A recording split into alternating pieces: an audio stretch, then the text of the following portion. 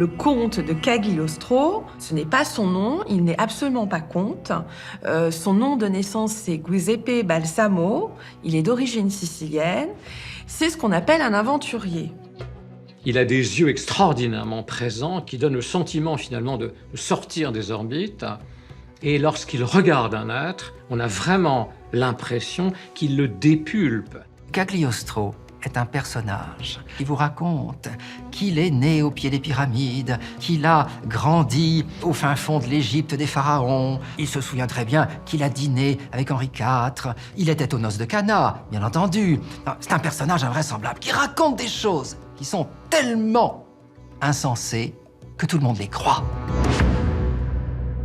Il lit l'avenir, il connaît le passé, il soigne, il est à la recherche de la pierre philosophale, il peut fabriquer de l'or et grossir les diamants. C'est un charlatan, un beau parleur, sympathique, rigolo, hein. Et lui, qui est un petit peu un benet, ce cardinal, il y croit à ces bêtises-là. D'ailleurs, il va affirmer qu'il a vu, de ses yeux vus, Cagliostro transformer une pierre en diamant. Que je vous dise, bon voilà, bien, c'est comme ça. Cagliostro, aux yeux du cardinal de Rohan, c'est une clé exceptionnelle pour grandir et grandir encore dans ses ambitions. Il est entre la voyante, le conseiller politique, le guide spirituel. Il sait se rendre indispensable. Comme tout bon manipulateur, il va dire au cardinal de Rohan ce qu'il souhaite s'entendre dire. Si Rohan a besoin de merveilleux d'entre les âges, c'est à l'image de toute l'aristocratie de l'époque. L'Égypte, sa civilisation ancestrale, ses pyramides, sont à la mode. À Paris, le parc Monceau, privatisé par le duc de Chartres, se pare d'une pyramide exotique illustrant cet engouement. Une égyptomanie nimbée de mystère que le malin Cagliostro compte bien exploiter. Cagliostro se sert très habilement de cette égyptomanie, de cette fascination pour le mystère des pyramides et des constructions. Il raconte, notamment dans la légende de ses voyages, qu'il aurait parcouru toute la Méditerranée, été jusqu'en Perse, et serait notamment passé par l'Égypte, où il aurait recueilli les plus grands mystères et les plus grands savoirs scientifiques. Il aurait le secret de la vie éternelle. À la fin du XVIIIe siècle, on ne sait pas très bien faire la différence entre science et pseudo-science. La religion catholique est en train de perdre de l'importance. Il y a eu les libertins qui ont battu en brèche l'autorité de l'Église, les philosophes qui ont remis en cause cette autorité. On pense davantage à la liberté. Et puis, à chaque fois que dans une époque on voit la religion qui se délite, ça laisse la place à autre chose, à de la superstition qui va devenir littéralement un nouveau divertissement pour une aristocratie qui s'ennuie et qui aspire au merveilleux tout simplement pour meubler le vide de leur existence. Ne pouvant bientôt plus se passer du gourou Cagliostro, de ses dons et de ses légendes remontant au temps des pyramides, le cardinal lui assure une rente conséquente et cherche à le recevoir dans chacune de ses habitations.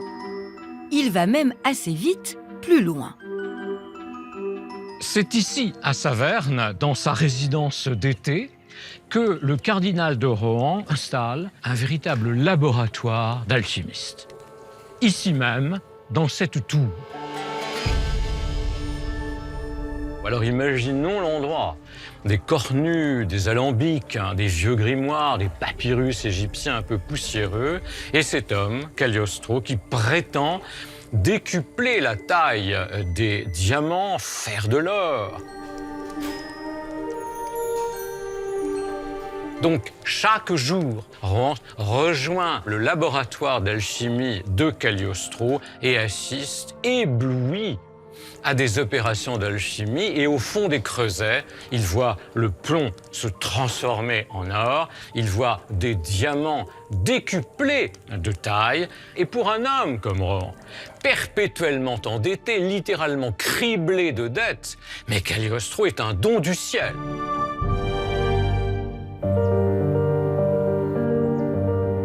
Le 20 octobre 1781, le cardinal est, comme à son habitude en Alsace, non loin de ce mage maintenant essentiel à son existence.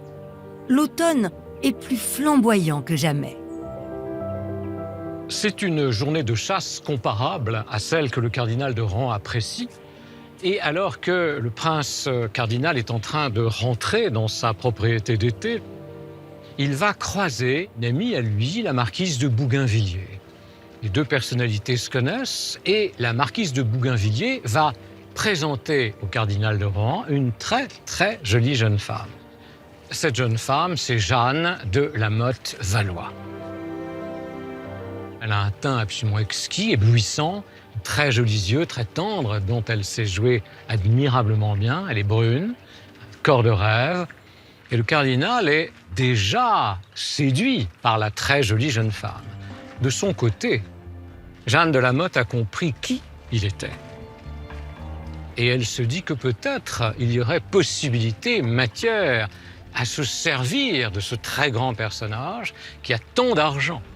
Jeanne de la Motte vient de comprendre qu'elle était en face d'un très, très, très gros poisson.